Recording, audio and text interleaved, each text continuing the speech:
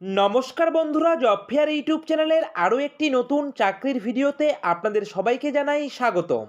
তো বন্ধুরা, আজকের এই ভিডিওটি ভীষণ গুরুত্বপূর্ণ হতে চলেছে। অর্থাৎ ইন্ডিয়ান রেলওয়ের আন্ডারে ইস্টার্ন রেলওয়ের তরফ থেকে নতুন চাকরির নোটিফিকেশন প্রকাশ করা হয়েছে, যেখানে আপনারা নিজের জেলার নিজের রেলওয়ে স্টেশনে চাকরি পেয়ে যাবেন। এবং এখানটায় কিন্তু আপনাদেরকে জানিয়ে রাখি ভীষণ গুরুত্বপূর্ণ তথ্য, যে এখানটায় আবেদন করবার জন্য কিন্তু কোনো রকম আইটিআই পাস শিক্ষাগত যোগ্যতার প্রয়োজন নেই।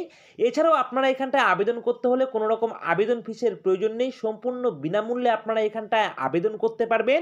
এবং শিক্ষাগত যোগ্যতার ক্ষেত্রে শুধুমাত্র আপনারা যদি এখানটায় মাধ্যমিক পাস করে থাকেন, অর্থাৎ শুধুমাত্র মাধ্যমিক পাস করে থাকলেই আপনারা এখানটায় আবেদন করতে পারবেন। এবং এখানটায় আপনাদেরকে জানিয়ে রাখি যে এখানটায় আপনাদের আবেদন করবার জন্য কিন্তু ন্যূনতম বয়সসীমা হতে হবে 18 বছর। অর্থাৎ মিনিমাম বয়সসীমা যদি আপনাদের 18 বছর হয়ে থাকে এবং আপনারা যদি পশ্চিমবঙ্গের স্থায়ী বাসিন্দা হয়ে থাকেন, এছাড়াও আপনাদের শিক্ষাগত যোগ্যতা যদি শুধুমাত্র মাধ্যমিক পাস হয়ে থাকে, তাহলেই কিন্তু আপনারা এখানটায় সরাসরি বিনামূল্যে অফলাইনে আবেদন করতে পারবেন। এবং আপনাদের যদি এর থেকে অর্থাৎ মাধ্যমিক পাস থেকে যদি আপনাদের বেশি কোয়ালিফিকেশন থেকে থাকে বা আপনাদের যদি উচ্চ শিক্ষা থেকে থাকে, তবেও কিন্তু আপনারা এখানটায় আবেদন করতে পারছেন। নিজের জেলার নিজের রেলওয়ে স্টেশনে কিন্তু আপনাদের এখানটায় নিয়োগ করা হচ্ছে। তো বিস্তারিত তথ্য শেয়ার করে দেব, যে কবে থেকে এখানটায় আবেদন প্রক্রিয়া স্টার্ট হয়েছে, লাস্ট ডেট কবে রয়েছে, কোন পোস্টে কর্মী রিক্রুট করা হচ্ছে, এছাড়াও অফিসিয়াল নোটিফিকেশনে বয়সসীমার কথা কত লিখে দেওয়া রয়েছে। বিস্তারিত তথ্য আপনাদের অফিসিয়াল নোটিফিকেশন সহ শেয়ার করে দেবো। তো ভিডিওটিকে স্কিপ না করে সম্পূর্ণ ভিডিওটি দেখার চেষ্টা করবেন। আর প্রতিনিয়ত এ ধরনের সরকারি চাকরির আপডেট পাওয়ার জন্য অবশ্যই আপনারা আমাদের এই জব ফেয়ার ইউটিউব চ্যানেলকে সাবস্ক্রাইব করে দিয়ে পাশে থাকা বেল আইকনটিকে বাজিয়ে দেবেন। তো বন্ধুরা, চলুন এবারে আমরা চলে যাব সরাসরি প্রকাশিত হওয়া অফিসিয়াল নোটিফিকেশনে। তো বন্ধুরা, আমরা চলে এসেছি সরাসরি অফিসিয়াল নোটিফিকেশনে। আপনারা অন স্ক্রিন দেখতে পাচ্ছেন এই অফিসিয়াল নোটিফিকেশন প্রকাশ করা হয়েছে 27শে ফেব্রুয়ারি 2024। অর্থাৎ 27শে ফেব্রুয়ারি 2024 তারিখে অফিসিয়াল নোটিফিকেশন প্রকাশ করা হয়েছে। এবং এখানটায় সম্পূর্ণ লেটেস্ট নোটিফিকেশন রয়েছে, আপনারা কিন্তু অন স্ক্রিন দেখতে পাচ্ছেন। তো বন্ধুরা, চলুন এবারে আমরা দেখে নেব যে এখানটায় কবে থেকে আবেদন প্রক্রিয়া স্টার্ট হয়েছে এবং আপনাদের এখানটায় আবেদন করার লাস্ট ডেট কী রয়েছে। তো বন্ধুরা, এখানটায় কিন্তু আপনারা দেখতে পাচ্ছেন যে আপনাদের আবেদন প্রক্রিয়া স্টার্ট হয়ে গেছে 28/2/2024। অর্থাৎ 28শে ফেব্রুয়ারি 2024 তারিখ থেকে অলরেডি কিন্তু আপনাদের এখানটায় আবেদন প্রক্রিয়া শুরু হয়ে গেছে। এবং এখানটায় আপনারা আবেদন করতে পারবেন 20/3/2024, অর্থাৎ মার্চ মাসের 20 তারিখ পর্যন্ত কিন্তু আপনারা এখানটায় সরাসরি অফলাইনের মাধ্যমে আবেদন করতে পারবেন। তো বন্ধুরা, অফলাইনে আবেদন করার জন্য আপনাদের কিন্তু অ্যাপ্লিকেশন ফর্ম ডাউনলোড করতে হবে। তো আপনারা কিন্তু সরাসরি এখানটায় কিন্তু একটি অফিসিয়াল অ্যাড্রেস দেখতে পাচ্ছেন, যেখানটায় লিখে দেওয়া রয়েছে www.er.indianrailways.gov.in। এই অফিসিয়াল ওয়েবসাইট ভিজিট করে কিন্তু আপনারা অ্যাপ্লিকেশন ফর্মটিকে ডাউনলোড করতে পারেন। অথবা আপনারা কিন্তু আমাদের ভিডিও ডিসক্রিপশনে আমাদের টেলিগ্রাম গ্রুপের লিঙ্ক পেয়ে যাবেন, সেখানে ক্লিক করে সরাসরি আপনারা আমাদের টেলিগ্রাম গ্রুপ থেকে কিন্তু অ্যাপ্লিকেশন ফর্মটিকে ডাউনলোড করতে পারেন। তো বন্ধুরা, অ্যাপ্লিকেশন ফর্মটিকে ডাউনলোড করে আপনাদের কিন্তু হাতে কলমে সুন্দর করে অ্যাপ্লিকেশন ফর্মটিকে ফিল আপ করতে হবে। তো কি করে ফিল আপ করবেন সেটাও কিন্তু আমি আপনাদের দেখিয়ে দিচ্ছি। তো বন্ধুরা, আপনারা দেখতে পাচ্ছেন এই রয়েছে অ্যাপ্লিকেশন ফর্ম। এই অ্যাপ্লিকেশন ফর্মটিকে কিন্তু আপনারা পেয়ে যাবেন আমাদের টেলিগ্রাম গ্রুপে।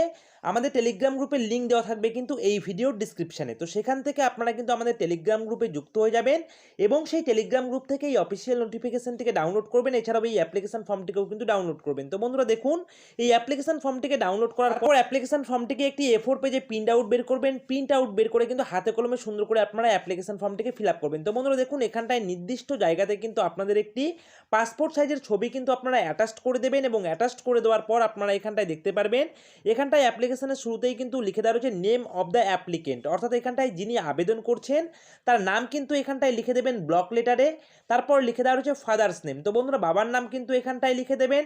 এছাড়াও আপনারা যদি বিবাহিতা হয়ে থাকেন তাহলে আপনারা কিন্তু আপনাদের স্বামীর নামটি কিন্তু এখানটায় লিখে দেবেন। এবং তারপর এখানটায় লিখে দেওয়া রয়েছে date of birth with proof. অর্থাৎ এখানটায় আপনারা ডেট অফ বার্থের যে সার্টিফিকেটটা দেবেন, অর্থাৎ এখানটায় মাধ্যমিকের অ্যাডমিট কার্ড হতে পারে কিংবা আপনাদের বার্থ সার্টিফিকেট হতে পারে, সেখানটায় যে নির্দিষ্ট আপনাদের অ্যাকুরেট ডেট অফ বার্থ রয়েছে সেই ডেট অফ বার্থ কিন্তু আপনারা এখানটায় বসিয়ে দেবেন।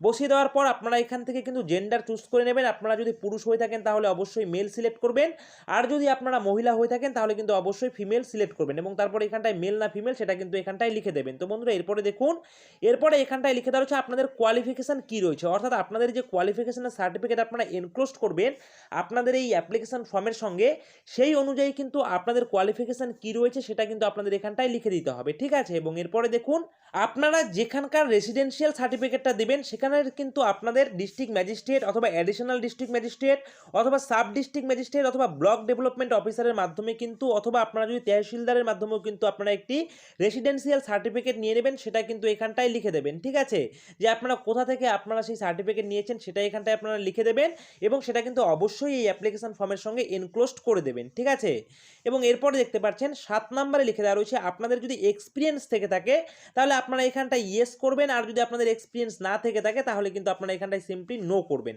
ঠিক আছে, সেটা এখানটায় লিখে দেওয়া রয়েছে এবং এরপরে এখানটায় লিখে দেওয়া রয়েছে যে আপনাদের whether the applicant has been engaged as STBA at any other station, অর্থাৎ এখানটায় লিখে দেওয়া রয়েছে যে আপনারা কি এই মুহূর্তে বা এর আগে অন্য কোনো স্টেশনে কাজের সঙ্গে যুক্ত আছেন কিনা, সেটা হলে আপনারা ইয়েস করে দেবেন, আর যদি না হয়ে থাকে তাহলে নো করে দেবেন। ইয়েস করা থাকলে কিন্তু আপনারা সেই স্টেশনের নাম কিন্তু এখানটায় লিখে দেবেন, সেটা এখানটায় লিখে দেওয়া রয়েছে।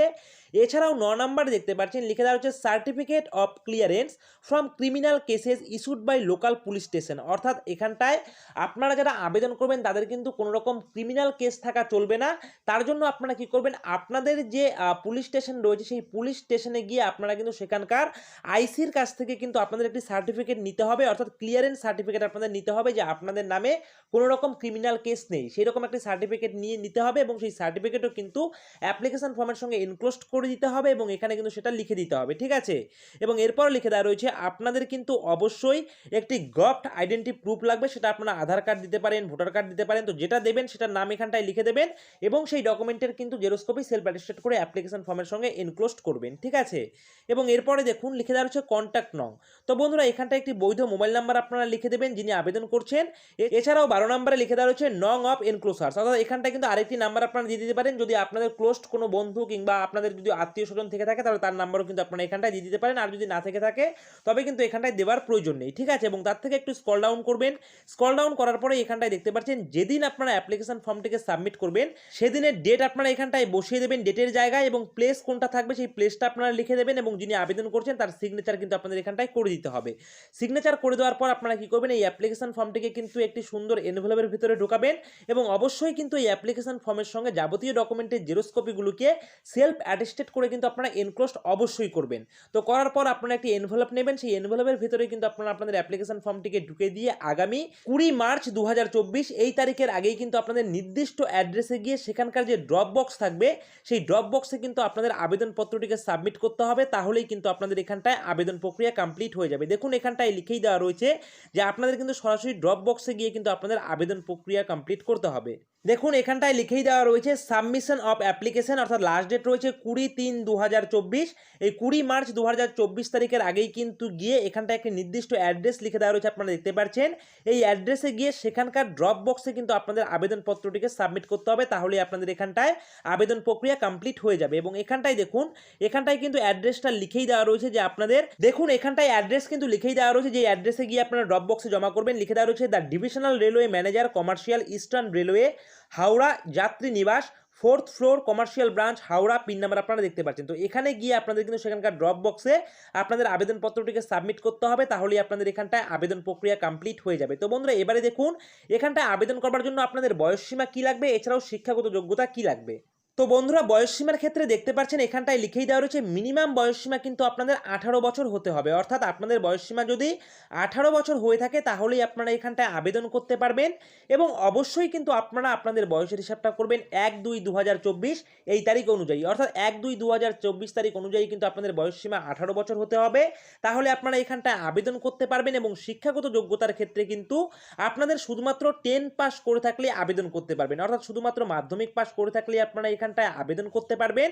এবং এখানটায় কিন্তু বেসিক কিন্তু আপনাদের ইংরেজি দক্ষতাটা থাকতে হবে, যেমন আপনাদের যে স্টেশনগুলি থাকবে সেই স্টেশনগুলির নাম ধরার মতন দক্ষতা থাকলেই কিন্তু আপনারা এখানটায় আবেদন করতে পারবেন। সুতরাং মাধ্যমিক পাস করার পাশাপাশি আপনাদের যদি বেসিক ইংলিশ জানার দক্ষতা থেকে থাকে তাহলেই কিন্তু আপনারা এখানটায় আবেদন করতে পারছেন। ঠিক আছে, তো বন্ধুরা এরপরে দেখুন এখানে যে আপনারা আবেদন করবেন, আবেদন করার পর কিন্তু আপনাদের এখানটায় যে চাকরিটি হবে সেই চাকরিটি কিন্তু কমিশন বেসিস হবে, সেই বিষয়ে এখানটায় লিখে দেওয়া রয়েছে, আপনারা অন স্ক্রিন দেখতে পাচ্ছেন।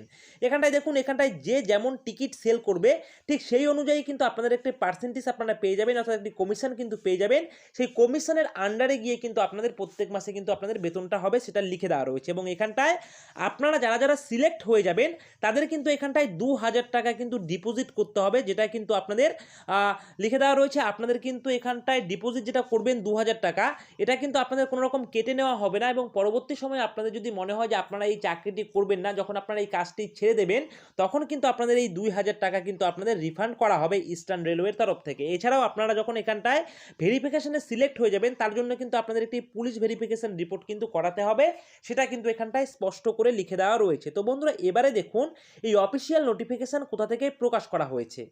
তো বন্ধুরা, এখানটায় দেখতেই পাচ্ছেন অফিসিয়াল নোটিফিকেশন প্রকাশ করা হয়েছে ইস্টার্ন রেলওয়ের তরফ থেকে। এবং এখানটায় দেখুন লিখেই দেওয়া রয়েছে হাওড়া বর্ধমান কর্ড লাইন এবং হাওড়া ডিভিশন। তো হাওড়া ডিভিশন থেকে এখানটায় কিন্তু অফিসিয়াল নোটিফিকেশন প্রকাশ করা হয়েছে এবং মেমো নাম্বার আপনারা কিন্তু এখানটায় অন স্ক্রিন দেখতে পাচ্ছেন। এবং এখানটায় যে পোস্টে রিক্রুট করা হচ্ছে লিখে দেওয়া রয়েছে হল্ট কন্ট্রাক্টর পোস্টে এখানটায় রিক্রুট করা হচ্ছে পিওরলি টেম্পোরারি বেসিস, অর্থাৎ কন্ট্রাকচুয়াল বেসিস আপনাদের এখানটায় রিক্রুট করা হচ্ছে সেলিং টিকিট এজেন্ট পোস্টে। এবং এখানটায় 5 বছরের চুক্তিভিত্তিক পোস্টে কিন্তু আপনাদের এখানটায় রিক্রুট করা হচ্ছে। এবং এখানটায় যে স্টেশনে রিক্রুট করা হচ্ছে আপনারা নাম দেখতে পাচ্ছেন এবং লোকেশন দেখতে পাচ্ছেন, লিখে দেওয়া রয়েছে বিটুইন মাসাগ্রাম অ্যান্ড পাল্লা road in Howrah Bardhaman cord line. এবং এখানটায় ডিস্ট্রিক্ট লিখে দেওয়া রয়েছে পূর্ব বর্ধমান, স্টেট লিখে দেওয়া রয়েছে ওয়েস্ট বেঙ্গল। তো বন্ধুরা, আপনারা কিন্তু নিজের রাজ্যের নিজের জেলায় কিন্তু এখানটায় চাকরি পাবেন। এছাড়াও আপনাদের কিন্তু আবেদন করতে হলে পূর্ব বর্ধমান জেলার কিন্তু স্থায়ী বাসিন্দা হতে হবে, তাহলেই কিন্তু আপনারা এখানটায় আবেদন করতে পারবেন সরাসরি অফলাইনের মাধ্যমে। তো বন্ধুরা, এই ভীষণ গুরুত্বপূর্ণ ভিডিও একটি ছিল যা আমি আপনাদের সঙ্গে শেয়ার করে দিলাম। তো অবশ্যই আপনারা আমাদের টেলিগ্রাম গ্রুপ থেকে এই অফিসিয়াল নোটিফিকেশনটিকে ডাউনলোড করে ভালো করে পড়ে বুঝে তারপরে কিন্তু আপনারা এখানটায় নিজ দায়িত্বে আবেদন করবেন। এছাড়াও অ্যাপ্লিকেশন ফর্মের পিডিএফও কিন্তু আপনারা আমাদের ভিডিও ডিসক্রিপশনে টেলিগ্রাম গ্রুপের লিঙ্কে জয়েন করে আপনারা আমাদের টেলিগ্রাম গ্রুপ থেকে ডাউনলোড করে নিতে পারেন। তো বন্ধুরা, এই রয়েছে আজকের ভিডিওটি ভালো লাগলে অবশ্যই ভিডিওটিতে একটি লাইক করবেন, কমেন্ট করবেন, শেয়ার করবেন। আর এভাবেই আপনারা আমাদের এই জব ফেয়ার ইউটিউব চ্যানেলের পাশে থাকবেন। সকলে মিলে ভালো থাকবেন, সুস্থ থাকবেন। জয় হিন্দ।